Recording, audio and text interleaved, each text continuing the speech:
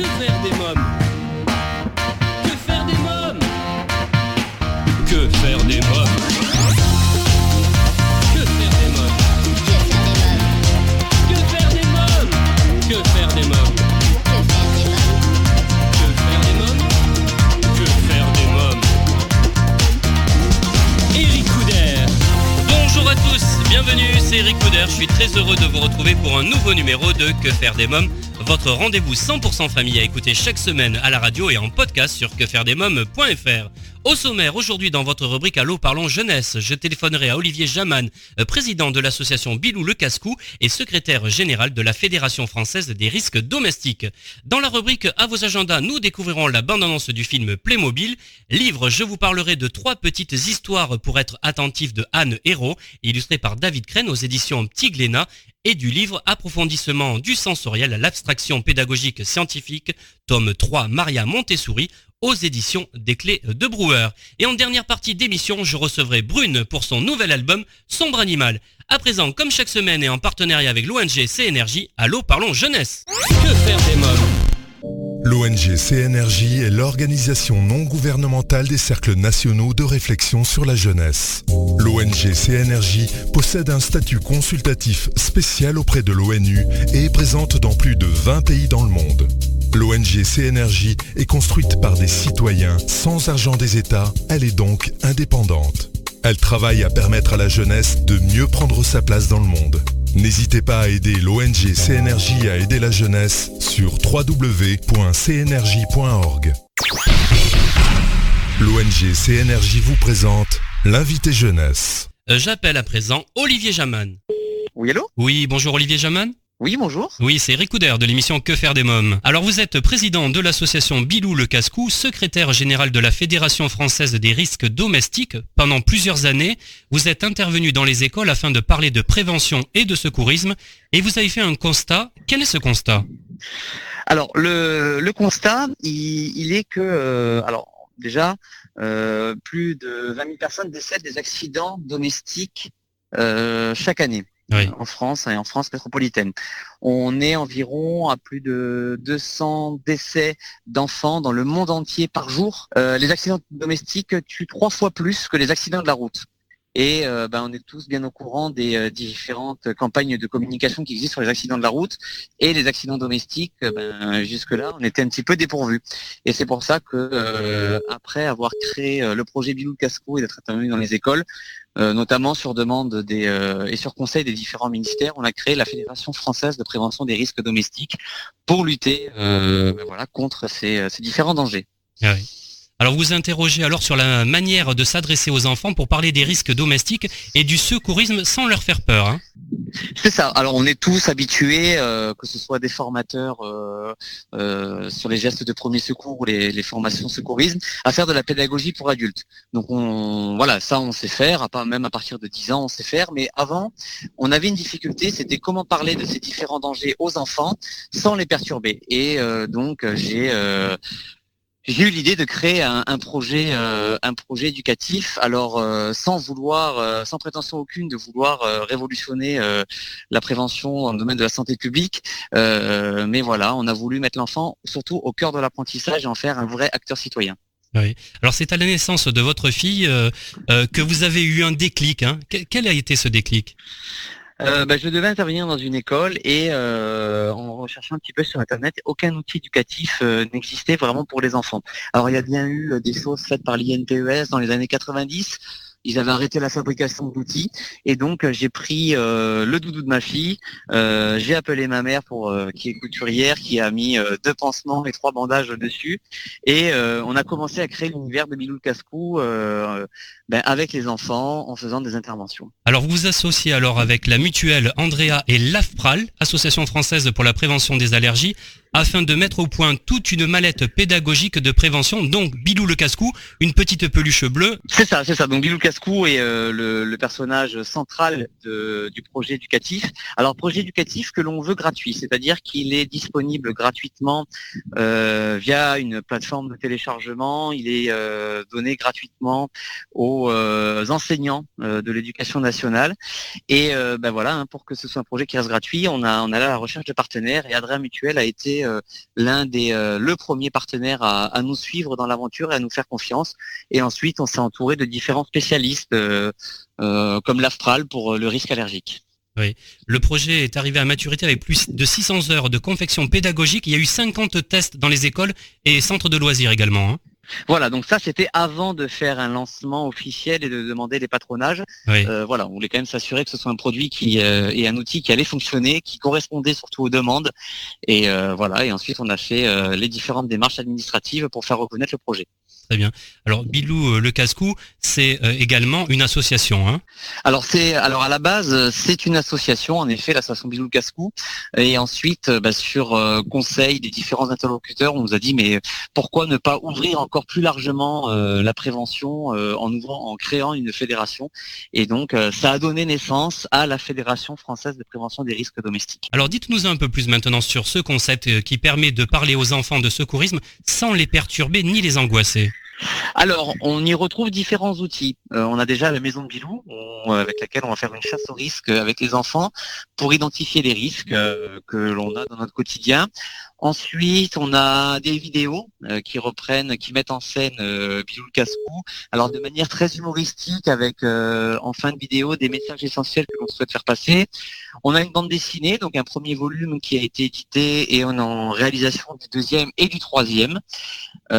Et ensuite, des fiches actions de prévention qui vont permettre à l'enfant d'être acteur de la prévention au sein du foyer. On ne voulait pas faire de moralisation des parents, mais vraiment faire que ce soit une discussion et une prise en compte collective au sein du foyer des accidents domestiques. Et donc l'enfant, avec des outils éducatifs et des outils parents-enfants, rentrera et intégrera les parents à la démarche de prévention. On retrouve Olivier Jaman juste après la pause. À tout de suite. Que faire des mômes ? Vous écoutez Que faire des mômes, votre rendez-vous 100% famille, c'est Eric Couder. Retrouvons tout de suite Olivier Jaman, président de l'association Bilou le Cascou et secrétaire général de la Fédération française des risques domestiques. Quels sont vos objectifs ? Alors l'objectif dans l'idéal serait que demain plus aucun enfant ou personne ne décède d'accident domestique. Alors on sait que c'est assez utopiste de penser ceci. Non, mais déjà simplement que les gens prennent conscience que l'accident peut arriver, que souvent ce sont des habitudes du quotidien qui provoquent des accidents.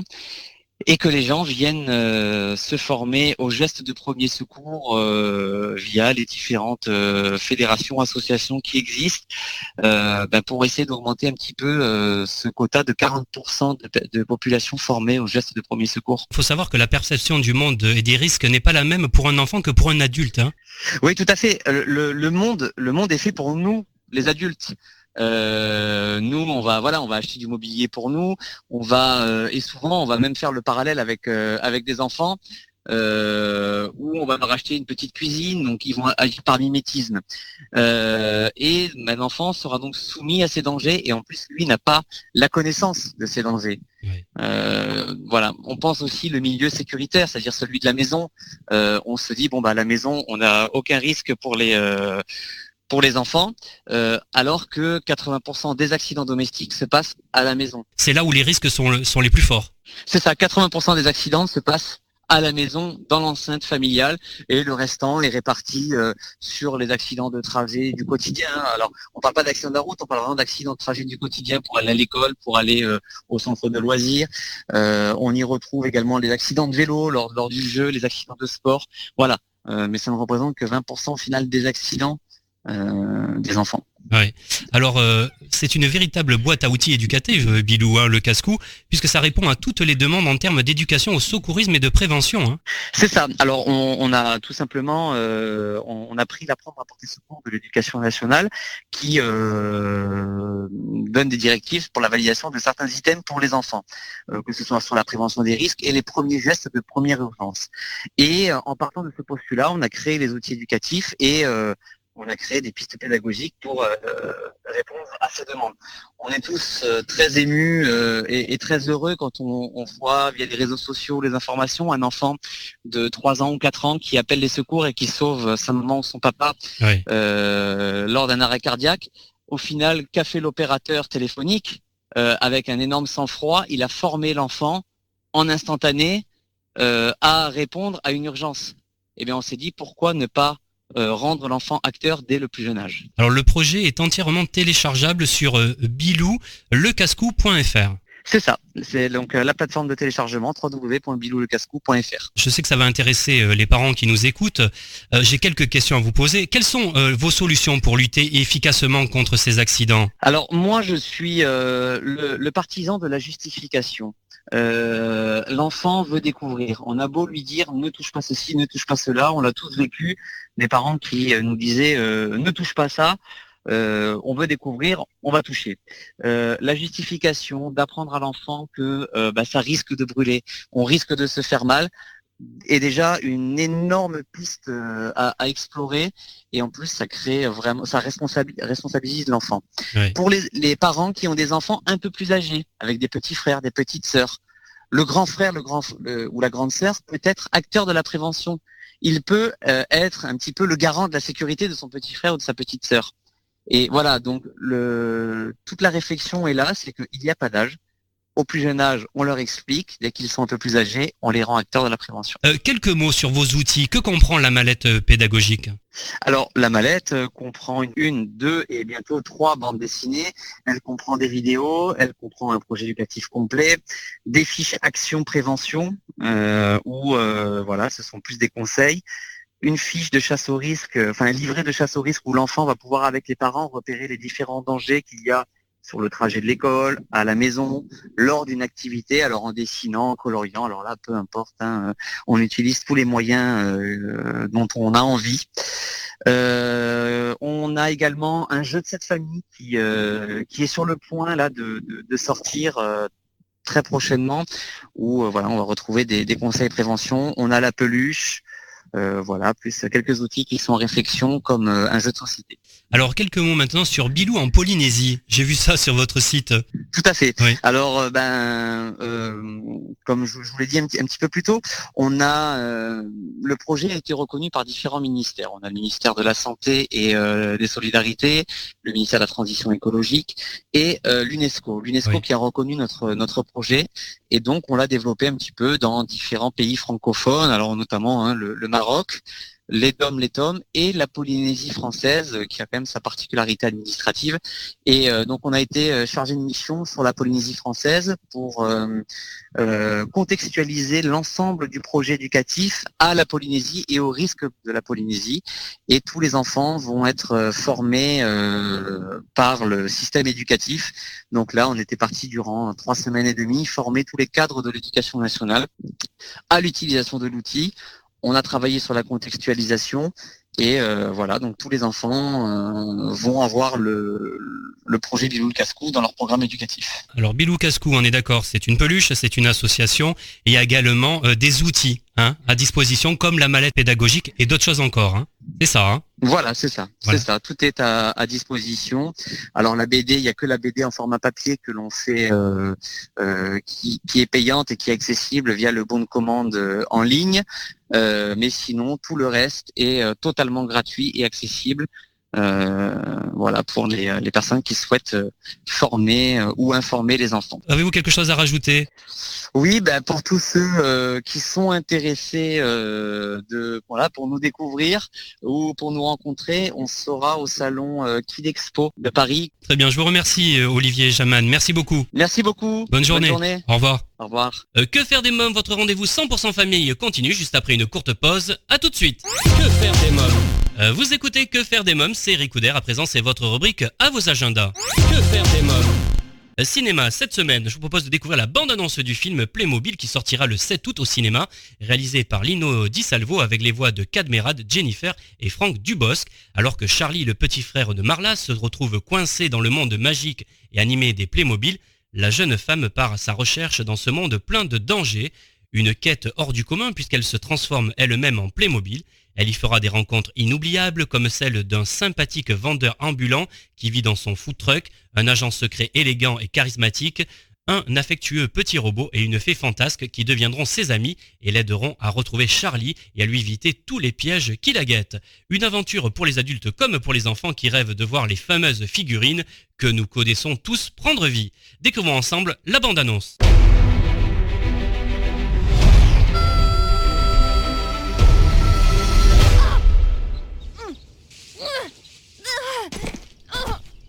devez certainement vous demander ce qui se passe. Il y a à peine 1 minute, j'étais avec mon frère Charlie. C'est magique! Non, Charlie, fais pas ça! Et maintenant, nous voilà.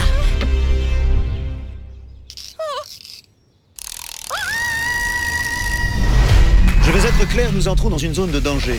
Dans ce monde, il faut jamais se fier aux apparences. Nous devons retrouver mon petit frère.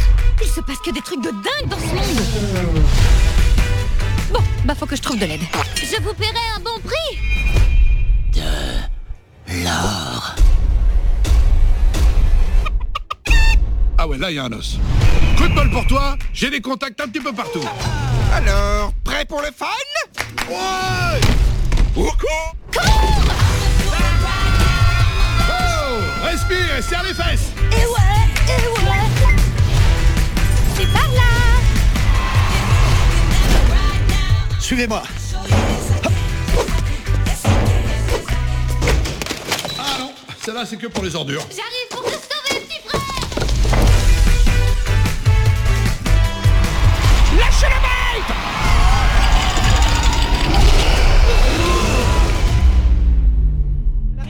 Elle arrive. Playmobil, un film à découvrir en famille au cinéma. À présent, c'est votre rubrique livre. Que faire des mômes? J'ai sélectionné 2 livres. Le premier livre ravira vos mômes dès 4 ans. 3 petites histoires pour être attentifs de Anne Hérault et illustrées par David Crane aux éditions Petit Glénat. Voici 3 petites histoires courtes à lire pour apprendre à être attentif et se réjouir de ce qui nous entoure. À la plage, en forêt ou bien au chaud à la maison, chaque lieu et chaque instant peuvent être porteurs d'un bonheur simple. Voilà enfin des histoires accessibles pour familiariser les petits avec la pleine conscience. Sacha va apprendre à être attentif à son environnement, à son alimentation et à son corps. La douceur du sable chaud sous ses pieds, le régal d'un délicieux goûter préparé avec amour par sa maman ou encore les petites chatouilles d'un papillon qui se pose sur son bras. Autant de sensations merveilleuses que Sacha apprend à savourer dans le bonheur et la simplicité. 3 petites histoires pour être attentif de Anne Hérault illustrées par David Crane aux éditions Petit Glénat. Le deuxième livre que j'ai choisi de vous présenter aujourd'hui, c'est Approfondissement du sensoriel à l'abstraction pédagogique scientifique tome 3, Maria Montessori. Le premier volume de pédagogie scientifique décrivait l'expérience fondatrice de la maison des enfants s'attachant aux 3-6 ans. Le second volume approfondissait autour de l'éducation élémentaire des thèmes chers à Maria Montessori, rôle du corps, de l'environnement, de la préparation des pédagogues. Ce troisième volume, en réalité, ne fait qu'un avec le second. Il expose les principaux développements pédagogiques dans toutes les matières, mathématiques, grammaire, dessin, musique, en s'appuyant sur l'expérience sensorielle des premières périodes de croissance. L'enfant de 6 à 12 ans passe à l'abstraction.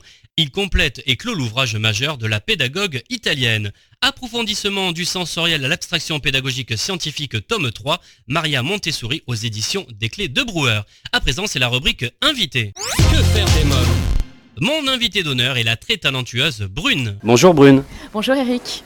Alors votre actualité, c'est un nouvel album, votre deuxième album qui s'intitule Sombre Animal. Alors pouvez-vous nous présenter cet album? C'est un album où je chante en français. Avec des mélodies assez sombres, mais sur des rythmes, c'est vrai, assez dynamiques. C'est un mélange de rock, de pop et d'électro. Et j'ai mis pas mal de temps à le faire. Voilà. Ça veut dire quoi, pas mal de temps? Plusieurs années. J'ai mis environ 6-7 ans pour le faire. Vous écrivez, vous composez, parce que très jeune déjà, vous avez fait de la musique. Je crois à 8 ans déjà le piano. Hein. Oui, j'ai mon papa qui était violoniste. Et on était baignés de musique, surtout classique. Donc j'ai fait le piano à l'âge de 8 ans. Je ne sais plus pourquoi j'ai eu envie de faire du piano, mais enfin j'étais comme une dingue devant le piano. Et puis j'ai fait école de musique, ensuite conservatoire, fac de musique. Et prof également, hein, prof de musique? Oui, exactement, prof de piano, quelques heures dans un collège aussi. Alors pourquoi avoir choisi d'appeler cet album Sombre Animal? Sombre Animal se réfère à mon côté, on va dire, sauvage. Je suis quelqu'un qui aime bien, assez timide, je me soigne. Hein, et ça parle de notre complexité. Donc c'est quelque chose d'assez mystérieux. Je trouvais que ce titre sonnait bien. Il y a des sons un peu mystérieux, j'ai trouvé, sur certaines chansons. Oui, ces sons sont dus à mon réalisateur et arrangeur Valentin Montu. qui effectivement met des sons assez sombres, mystérieux, tout ça, qui font quelque chose au corps en fait, une sensation un peu, moi j'aime, ça me donne la chair de poule en tout cas, et j'aime bien ces sons. Ouais. Le dernier extrait sorti de cet opus, c'est La Pilule. Alors quelques mots sur ce titre. La pilule parle de tous ces comprimés qu'on avale pour se sentir bien. Et voilà, et qu'on cherche à être heureux avec ça. On devrait ne pas en avoir besoin, mais malheureusement, aujourd'hui, je crois qu'on est un des pays les plus consommateurs en matière d'antidépresseurs. Mais c'est une chanson qui dit que dans le refrain, la chanteuse, la fille veut juste être bien et partir en vacances et être bien au soleil. Que faire des mômes revient dans quelques instants, juste après une courte pause. À tout de suite. Que faire des mômes ? Vous écoutez Que faire des mômes, c'est Eric Couder. Brune est mon invité d'honneur pour son nouvel album Sombre Animal. Oui, c'est des pilules le plus pour être bien que pour contraception, je précise. Comme c'est une émission familiale, je voulais le préciser. Oui, c'est les pilules pour se sentir mieux, la pilule du bonheur, comme on dit. Alors Sombre Animal, c'est 11 titres, inclus bien sûr La Pilule. Alors on retrouve Rien n'est grave, Fil de fer dedans, Comment feras-tu ? Alors moi il y en a deux, avec Rouge justement, mais il y en a deux que j'ai adoré aussi. Alors, j'ai tout aimé, mais vraiment celle-là, Qu'on m'applaudisse et Amsterdam. Alors Qu'on m'applaudisse, là j'aimerais en savoir un peu plus sur cette chanson. Oui, Qu'on m'applaudisse, elle m'est venue en tête après une heure de cours. J'enseigne à des ados. Et les voir, tellement... ils ont envie de gloire sans rien faire, en fait. Et j'avais envie de parler de ça, du fait de vouloir être sur le devant de la scène sans savoir faire quelque chose. Et je me moque un petit peu des jeunes qui veulent être célèbres, en fait. Alors, j'ai beaucoup aimé Amsterdam. Oui, Amsterdam, c'est une ville que j'aime beaucoup. C'est une de mes villes préférées, en tout cas de celles que j'ai vues. Et je voulais vraiment... c'est mon petit hommage à cette ville. Je sais que d'autres en ont fait avant moi. C'est une chanson pour moi qui me rappelle plein de bons souvenirs. La première fois quand j'y suis allée avec mon amoureux qui est devenu mon mari ensuite. Donc c'est une ville chargée d'émotions pour moi que je trouve magique autant plus l'hiver même je dirais. La première fois que j'y suis allée c'était l'hiver, il y avait la neige, se réchauffer, boire un chocolat chaud. Ça me rappelle plein de bons souvenirs. C'est très nostalgique cette chanson pour moi. Alors, quelques mots maintenant sur votre collaboration. Vous en avez parlé tout à l'heure avec Valentin Montu qui réalise ce nouvel album. Et vous avez déjà travaillé avec lui, hein ? Oui, tout à fait. Parce qu'en fait, on est à la vie et à la scène ensemble. Donc, on fait un peu tout ensemble. Et ça fait une dizaine d'années que je travaille avec lui. Et on a la même sensibilité. Quand il me dit « Tiens, écoute ça va te plaire », ça me plaît. Voilà, il connaît mes goûts et à chaque fois qu'il fait une proposition, moi souvent donc quand je compose, je lui apporte des démos, guitare-voix, piano-voix avec mes petits arrangements pourris et puis lui il va tout refaire et généralement tout ce qu'il propose me plaît. Voilà. Et parfois, il peut arriver que ça ne me plaise pas trop, mais il arrive toujours à me faire changer d'avis. Il est très fort. Et il a raison, c'est ça qui est énervant en fait parfois. C'est qu'il a 99% du temps raison. Parce qu'il vous connaît bien sûrement, c'est ça qui est fabuleux de travailler comme ça. Quelle est la chanson de l'album qui vous ressemble le plus ? Si vous deviez en choisir qu'une ?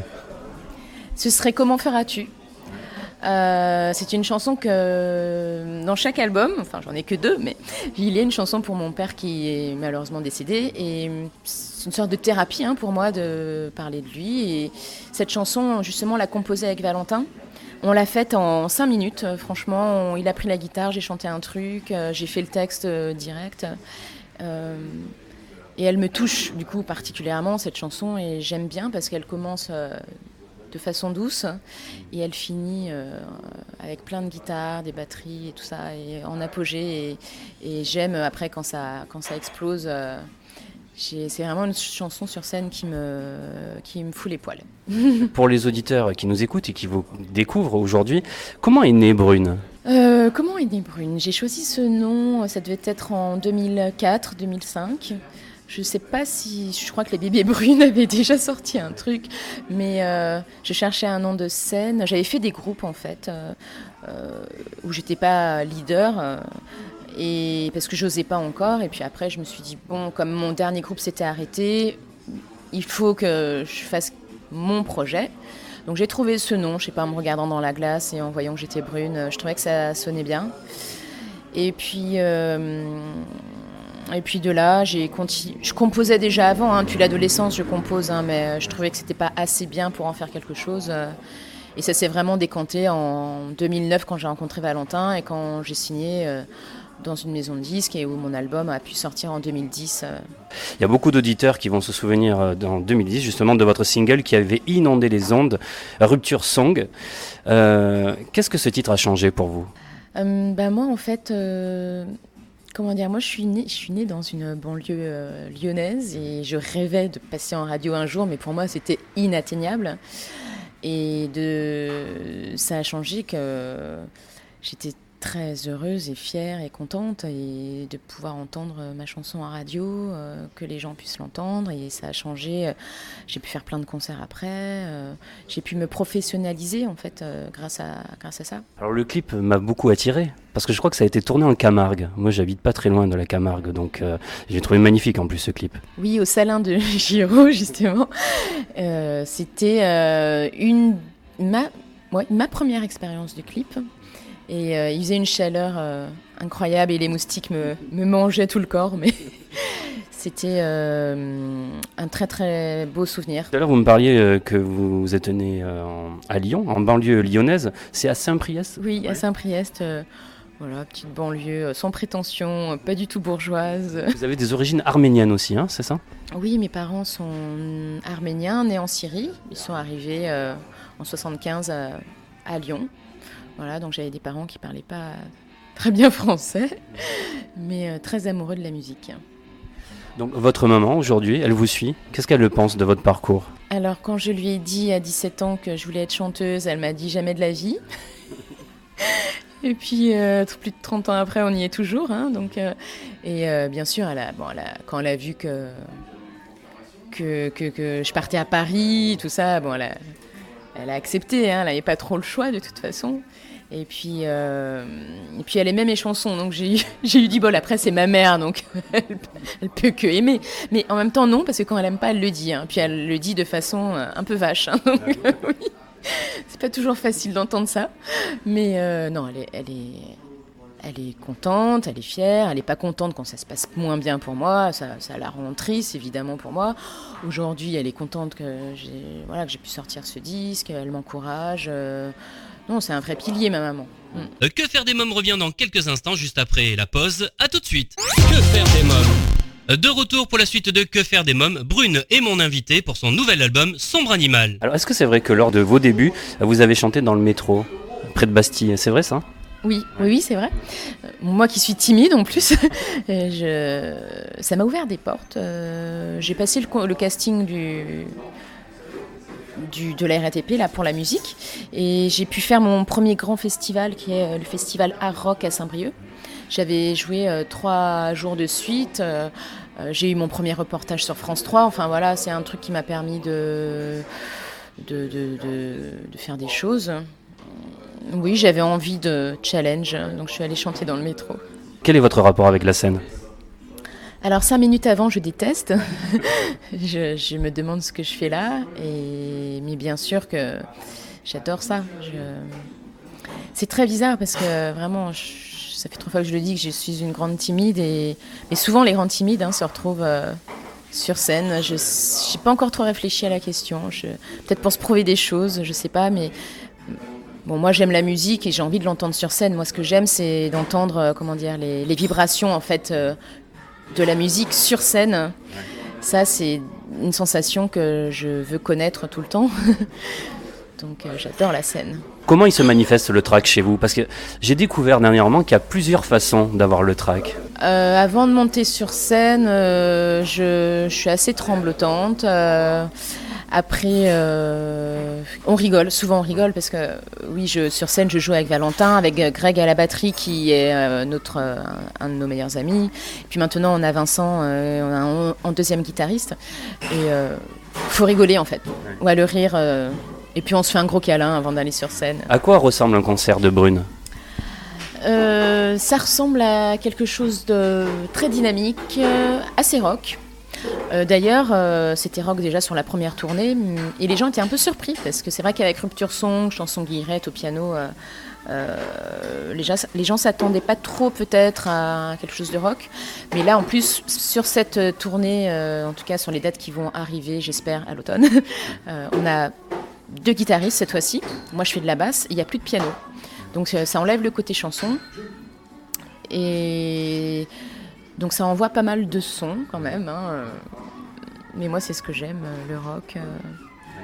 Le côté chanson, j'ai enlevé le piano parce que c'était trop sage pour moi. J'avais envie de quelque chose de plus foufou. Et puis il y a aussi pas mal de sons électro qu'on retrouve aussi sur scène. Alors, Brune, quelle petite fille étiez-vous ? Quand j'écoute ma maman, j'étais une petite fille modèle. Ah oui. Moi, j'ai 2 sœurs. Je suis celle du milieu, donc je crois que je suis celle qui. On dit souvent que ceux qui sont au milieu sont assez arrangeants, c'est-à-dire font pas de vagues. Moi, j'ai pas l'impression d'avoir fait des colères. J'étais assez calme, assez en classe. On disait à chaque fois, mais au rendez-vous parents-prof, elle est très sérieuse, votre fille, mais on l'entend pas du tout. Moi, c'était une phobie que de me faire interroger, par exemple. Donc assez, calme, sage. J'aimais beaucoup la musique. J'avais mon petit imaginaire en faisant mes chansons. Je faisais pas trop de vagues. Déjà, à ce moment-là, vous aviez envie de monter sur scène, de faire du spectacle, de chanter ? Oui, je partageais ma chambre avec une de mes sœurs et je me souviens que je me mettais sous la couette avec une lampe torche, avec une feuille, un crayon et j'écrivais des textes. Et je m'imaginais sur scène, je sais pas, je devais avoir 13, 14 ans à partir de ce moment-là. Oui, c'était un... Puis je rêvais de passer en radio. Alors après, voilà, quand je vous dis quand je suis passée en radio, c'est un beau rêve qui se réalisait. Vous avez gardé ces textes ? Non, je crois pas. Non. Puis vaut mieux pas. Allez, une dernière question. Quel est votre plus beau souvenir d'enfance ? Mon plus beau souvenir d'enfance. Oh là là, va falloir que je réfléchisse là. C'est peut-être quand je suis allée à 15 ans en Syrie, dans ma famille. Et ma grand-mère, j'ai vu ma grand-mère, mes tantes, oncles.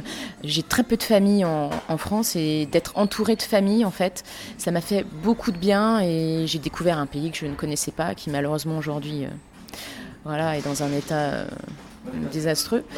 Mais c'est un très très beau souvenir. J'étais partie avec ma maman et une de mes sœurs et voilà, ce serait celui-là, mon souvenir. Je vous remercie Brune, merci beaucoup. Merci beaucoup Eric.